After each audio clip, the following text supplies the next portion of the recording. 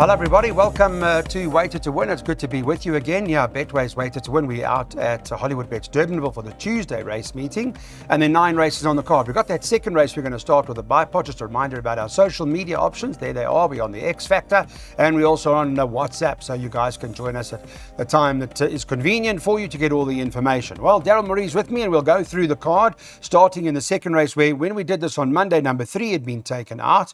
In as far as the market is concerned for this particular race, I'll give you an idea as to what's favourite. I know Daryl likes a couple of horses in a race like this, but Monday's market showed that number 4 Montreal and number 12 Ellerix were the two that were top of the boards, 5-2 and 3-1 respectively, and then 7 or 8-1 and better about the others. But I'm fortunate enough to have a look at your bipod because we did the podcast, Daryl, and first leg you've gone a couple of runners. Yeah, I'm not a fan of this race, Clyde. Hoping I'll survive and get through the first leg of the bipod. I went 2 runners, the obvious 2 Montreal. Yes. Now you can see in her last start, she actually tried the extended trip. She went a mile. Yeah. And she flopped. I don't know if it's too far for her at this stage of her career, but I like the fact that she's coming back in trip. So an obvious inclusion. In her penultimate starts, Clyde, over the distance, right? Well, it was over 12, but this is 12:50. Unconquerable Lady, excuse me, won indirectly from that form line. She actually finished second. She's subsequently come out in 1 since then. Right. And then I backed her up with number 12, Ellerix. Now, in her penultimate start, that race meeting was abandoned directly after the running of the first race. Right. So it was running in atrocious conditions. Last time she improved. In saying that, I don't know how heavy the track is going to be on Tuesday, because obviously we lost the meeting on Monday, and Hopefully no more rain. They've had a lot of rain over the weekend. I just hope it's not too testing, because you can see she clearly appreciated the firmer ground in her last start. So I'm going to say Montreal's our first pick, narrowly ahead of Ellerix. Okay. If you want to go wider, I certainly wouldn't put you off. All right, well, let's have a look at the bipod. Let's put that up now and see what we're going to do in this particular event. Race number 2, we're going 4 and 12, by 1 and 2, by banker 5, by banker 3, by 1, 2, 4, 5, and then 1, 2, 3, and 8. So that's the latest for the Hollywood Bets Durbanville Tuesday meeting, a 64 Rand bipod.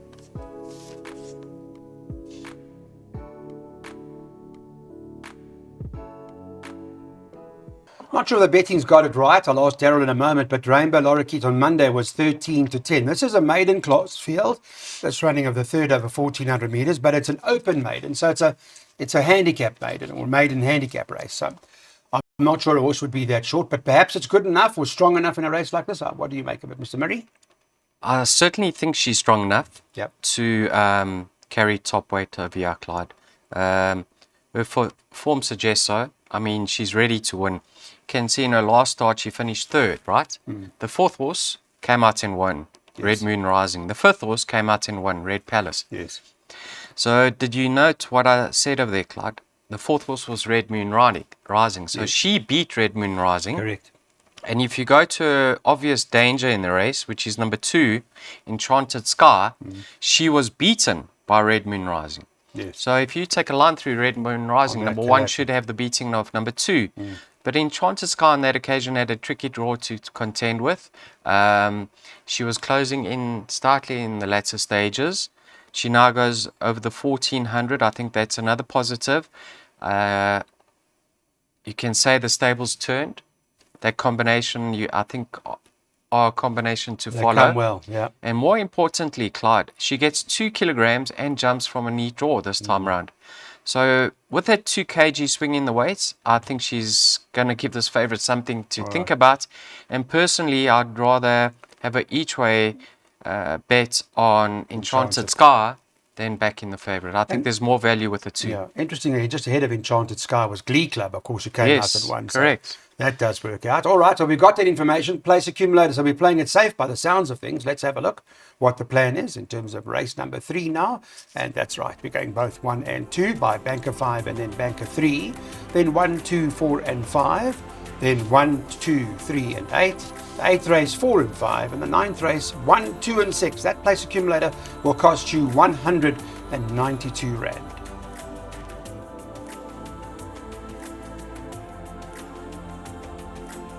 Well, race 4 is a race that is an open maiden plate, and it's over the mile.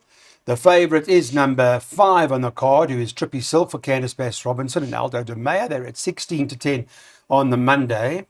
And obviously, this horse lightly raced and going for the ground or going over the ground for the first time, I would imagine will suit, looking for the ground. I want to ask the question, Daryl, was this running on last time? It was certainly running on, Clyde. I don't know if you recall that race. Came out from a fair draw.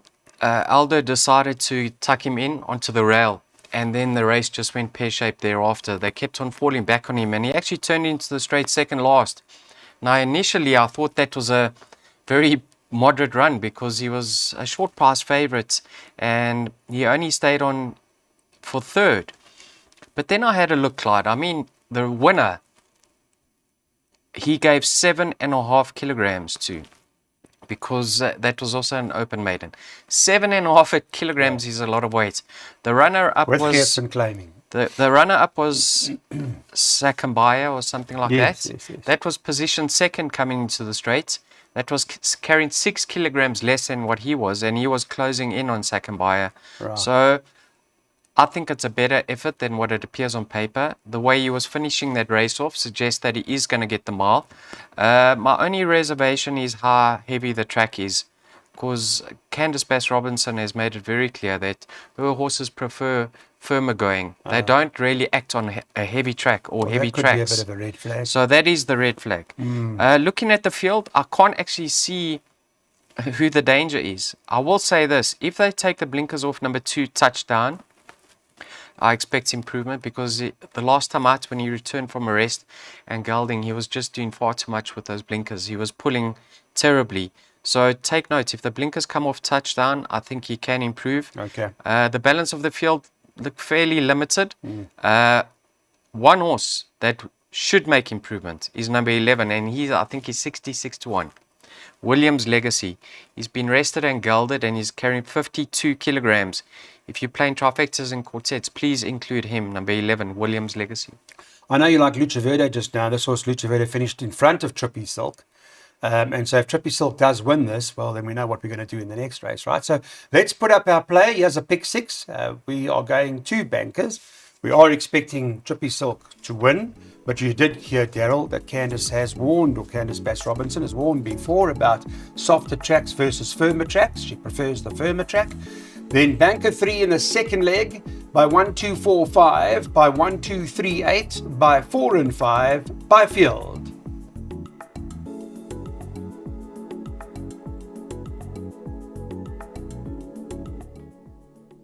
Race number 5 is a Class 5 over 1,600 metres. In this race, we believe that Lucha Verde is going to be the right horse. Hard to beat for Brett Crawford and Louis Makotwa. It's trading at 28-10, which perhaps is a decent price, Mr. Brio. Yeah, Clyde. I think this horse is definitely ahead of the handicapper. I mean, he's done absolutely nothing wrong to date. Last time I just showed you that he can quicken from off the pace. This time out from a much better draw. He should be closer to the speed up front. I think that will suit him, and I think he's better than an 86. So I really expect him to follow up on his debut victory. Clyde, I had a look at the times on that day, and his time was the quickest on the day, right? He beat a filly called Red Palace by a length and a half. Well, his time would have been a length and a half quicker. She won by 6 lengths or 5 lengths. She bolted up, and her form line's been franked, Red Palace. So, having a look at his opposition, he's taking on hard knockers over here, but horses that certainly are in their place, whereas he could be the improver. I'm not saying no apologies is in his place. Let me just put that... let me retract that comment, Clark. No apologies. Now, if you have a look at his last win, you would have said that was actually quite eye-catching, because he quickened up from well off the pace, and he certainly appreciated the step up in trip. But take note, Clark, that was an open handicap. Have a look what he carried. 52.5 kilograms. He was slunging on that occasion, and that's why he was backed off the boards. So I have respect for him, but I think with only receiving 2 kilograms from Lucha Verde, he's going to have his work cut out. You know, Lucio Verde's form line was Frank. Diamond Rock. Yes. Very, very nice horse in the making, Clyde. Yeah, looks like a lovely horse. Wait for that else. He'll progress in his career. He won from there, and Norshan actually ran second. So I'm all in over here. Lucio Verde. Okay. I think we can follow him and follow him going forward too. Right. Well, Candace Bass will certainly have an idea because of No Apologies and Diamond Rock. She trains both, and I'm sure they would have worked it out by now. Reminder about the code. If you haven't opened your Betway account, there's the QR code which allows you to do so much more conveniently, and you can get your bets on as simply as possible. Okay, we got a jackpot 1 worked out for you. Here we go from Daryl. It'll be Banker Lucio Verde in the first leg by 1, 2, 4, and 5, by 1, 2, 3, and 8, and 4 and 5 at the back. It's an affordable jackpot of 32 Rand.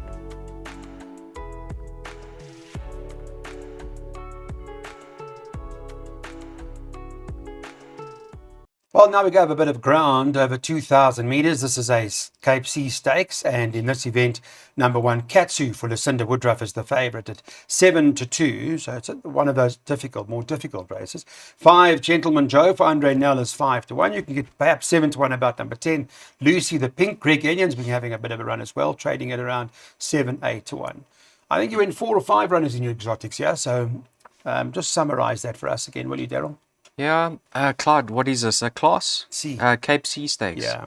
Best weighted is number 4, Women's World, a pound ahead of Rewrite the Stars. Those are obviously of the fairer sex. Women's World, now, Clyde, she appreciated the trip last time out. I mean, she went to the front. She was still running around, relatively inexperienced, and still has more scope for improvement. So I think she's going to push forward from a neat draw. 52.5 to shoulder, being the best weighted, would be of no surprise to see her feature of year. Only 1 runner, 1 winner, Mothership. Okay. From there. You love the form lines, eh? Yes. You taught me. Then you got Katsu and Gentleman Joe. Now, they met in their later starts. Katsu finally cracks a draw. You can see he jumped from 10 out of 11 and 9 out of 9 in his 2 comeback runs. He's a kilo and a half better off with Gentleman Joe. Take note, that race was over a mile. It's now over 2,000. So let's see how they go. Who would prefer it more? In your I'm opinion? not. Hard to say. Katsu was finishing stronger last time out. Okay. And as you said, there was only a short head separating that in the last time, and now there's a kilo and a half in it. And Katsu's got the draw. And Katsu's got the draw. Yeah, I think he's going to run a great race. Then, I think a horse to include over here, Clyde. I found, what price is he? Number 2, Big Popper. Big Popper. Yes. Big Popper is not on the screen. Okay. He's now ridden by 20-1. He's now ridden by JP van der Merwe. How was that filly JP rode over the weekend? Sure, excellent. Sparkling Water's sister. No, double. Absolute double. And we have to be frank, Mark de Kock's yard on the day wasn't firing, but for her to have won like that, Clyde. Sure, very impressive. Very impressive. Very exciting times ahead for them. I don't know, was it yourself or Brandon mentioned her, how she looked on parade? Oh, she looked beautiful. Yeah. No, whoever saw us fell in love with her. Okay, so let's go back to Big Popper. You can see in his penultimate start, he was returning from a layoff, and it was a cracking post-maiden effort. He needed it, and he was interfered with. He should have finished closer. Last time out, second run after arrest, over a mile too sharp. Right. Now he's returning from arrest, I know that, but he's been stepped back up in trip. I think we can we expect improvement from him. So I went all of numbers 1, 2, 4, and 5, Clyde. Okay. Well, I think, what have we got? A second jackpot, have we? Yeah, we do. Thank you. Let's have a look at that and see what the plan is for races 6, 7, 8, and 9. We're going 1, 2, 4, and 5 here. By 1, 2, 3, and 8. 4 and 5 match race 8. Field at the back.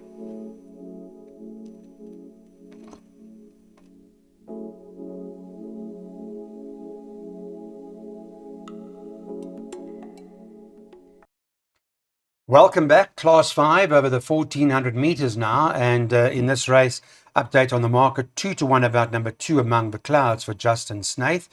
Number 10 on the card, Call Me Jetrick, second favourite at 4-1. Wagug is the horse I want to talk to Daryl about, because I see that form line is deadly at the moment. 6-1. I just want to pull it up, Daryl. Run 4th last time to Colorado. I see the second horse one, Dolcezza. Third horse one, Kingdom of Gold. 6th or 7th horse one, Ivy League. And then the 8th and 9th or 10th and 9th and 10th horses, Little Miss Swagger and Silver Hunt both got beat second and second. So whatever's come and run has run huge races. The only horse that, well, the two horses that haven't run from that form line were Goog, that we're waiting for now, and a horse called Dakota Cat. Do you like Goog? Dakota, what do you mean Dakota Cat? Dakota Cat. It's run Sorry, a not million Has. I times. beg your pardon. Phantom Express. Okay. Hasn't run, yeah. Sorry. But on that, are you happy with Goog? I'm very happy with Wagoo, Claude. This is the filly that has cost punters millions. Yeah. In her penultimate start, we all expected her to reverse that form with Divine Moonlight. She disappointed. I mean, we all burnt our fingers on that occasion. Then, in her later start, she was drawn on the wrong side of the track. It was a decent effort. I actually think this filly, let's just state this, excuse me, Clyde, you know that she's a maiden, eh? Yeah. She hasn't won yet. But I think this filly needed the rest because she wasn't producing what the stable expected from her. So I think she could have benefited from the rest. She's now been stepped up in trip to 1400. That's the question. Will she stay? Change of scenery, yeah, out of a dynasty mare. I think she'll love the step up in trip. Okay. Change of scenery. She's now in the Western Cape. I think she could be a filly to follow. I just don't know how ready she is because she's been off the track for 4 odd months. Okay. For those of you who don't know, there's an opportunity just to quickly bring people up to speed around interviews. For Racing TV does engage with trainers. We've got our team in the Cape. They go and talk to the trainers. I'm sure they would have spoken to Brett Crawford's stable, and you'll get an idea just how well Wagoo is. So For Racing TV, search it. It's on YouTube or on For Racing TV's website. All the information that you need around what trainers have to say, it's available to you. Okay, Daryl, so then if she's not ready, then what's the story? Well, Clyde, in the front of the computer form, it says she's working well. Okay. So that's positive enough. So she's gone into my perms. Then you got the likes of number 2 and number 3. They've met each other. Have a look at that, Clyde.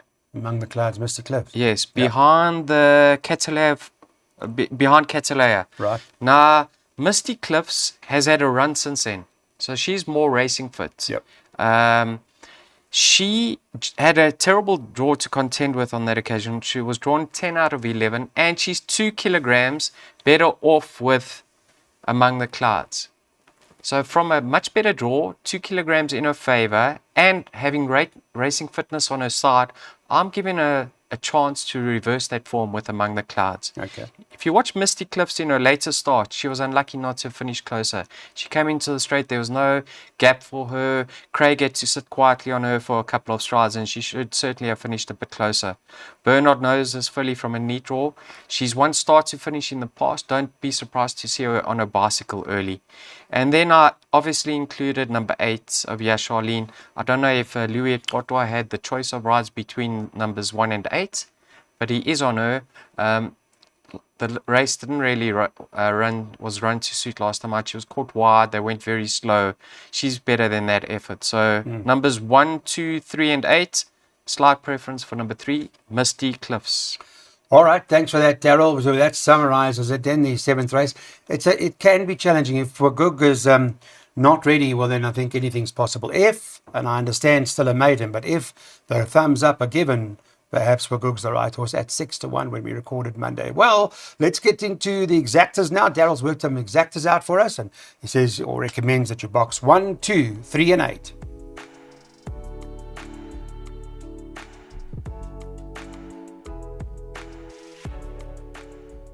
Back with us. Let's get on to the 8th race now. And this is a class 4. It's over 1,000 meters. We'll sprint them out the way quickly. Let's get on with it. Where the favorite is number 5, Candy Town, at 22-10. And number 4 is Lady Lookalike, who's a second choice but trading at 5-1. I know Daryl's been saying for a while now that this race does appear to be 2 horses, 4 and 5. And so we'll talk about it. Let's elaborate on them. Let's start with Candy Town, the favorite, Mr. Murray. Clyde, this filly's been very impressive. You know, she's done absolutely nothing wrong to date. Her debut was exceptional. Have a look at that form line. Then, in her second start, she was on her bicycle early. She impressed. And I think her third run and her most recent to date has been her most impressive. I mean, she pinged those gates. She was never in doubt on her bicycle. And in the post-race interview, Pierre Cornet Orfer actually said that although she was It looked like she was doing it a bit too hard. She wasn't overdoing it. So he was very happy and pleased with that performance. She did pick up quite a hefty penalty. I mean, £7. But here's a filly that's on the upgrade, and she's seriously on the upgrade. I mean, she's progressing rapidly. Okay. So I don't think the penalty will come into play over here. Even Andre Null, in the post-race interview, Clyde, he made it very clear that he rates this filly highly, and I think they've got some features in mind for her. You're obviously concerned because you've got something, you've backed it up. Yeah, I backed her up with a filly that's done nothing wrong to date herself, and that's number 4, Lady Lookalike. Right. Now, I do really think that Candy Town, if she pings the gates and she gets away from them, I mean, she's very quick. I expect her to hold on, but I just don't know the going and how the track's running and stuff like that, Clyde. Obviously, I can make that judgment on the day itself, but yeah, we are 24 hours, well, close to 36 hours before the race previewing it. So I backed her up with number 4, Lady Lookalike. I like what she's done to date. Her post-maiden effort wasn't a bad effort whatsoever. I mean, she finished close up. I think there's been a winner from there, Clyde. Creme Brulee, let's have a look. Hey? Yeah, there was an Unconquerable Lady came. Yes, Unconquerable Lady. And then there was Little Miss Pink was in there. Creme Brulee actually hadn't run. Yeah, Little Miss Pink actually came out and ran second. So the fillies that finished behind her have run first and second. So that's encouraging. I know it was a very congested finish on that occasion, but she's done nothing wrong herself to date. So 5 from 4 in that order. Okay. Yeah, that's the way I see it. All right. Well, let's see how good this horse is from Andre now. That will be interesting. With the play in the race from Daryl Marie, he recommends that we do the following in the 8th race, the penultimate of the afternoon. Says let's take the exactas. We box them 4 and 5.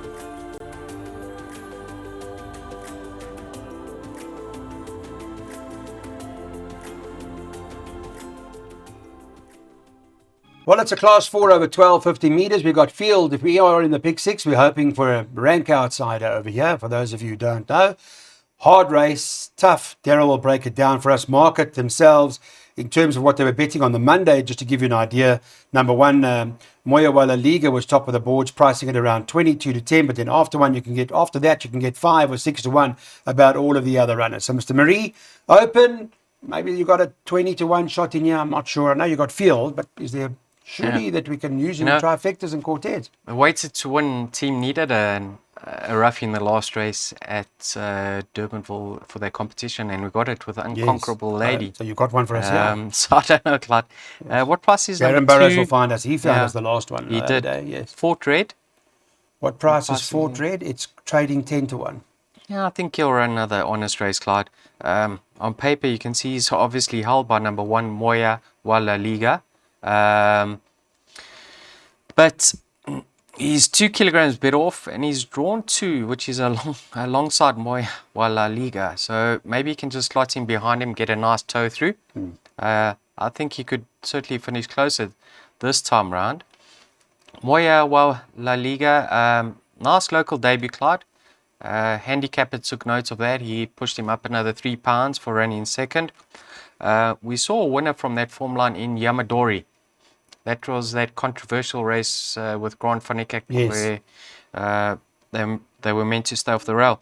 So Yamadori's franked that form. And also, there's another horse from that form line, Clyde. Well, Fair Advantage came out and ran a trum. Yes, Fair Advantage, who finished quite a distance back. Yeah. Came out and ran second. Okay. So I think that form line's holding up nicely. Then you got the likes of Lines Crossed. That's number 6. Yeah. Now, he was fitted with cheek pieces in his later starts, and he was on his bicycle from the start. Grant caught the balance of the field on the back foot. That form line's holding up nicely. Warm Winter Nights, one from there, along with Right Royal Mo, who I think is a nice horse in the making. So let's see how Lines Crossed goes. I think if he breaks well and he's handy turning for home, he could certainly feature over here. But if we're running into the last leg of the pick 6, Clyde, we're going to be hoping for the upset, aren't we? Shouting for a result. Absolutely right. All right, well, here's our last race recommendation. It's a swinger in the 9th race on the card over 12. Remember, this race does run at 25 past, and we're suggesting Moya Wala Liga number 1, 2 Fort Red, and number 6 Lines Crossed. Thanks for watching Betways. Weighted to Win.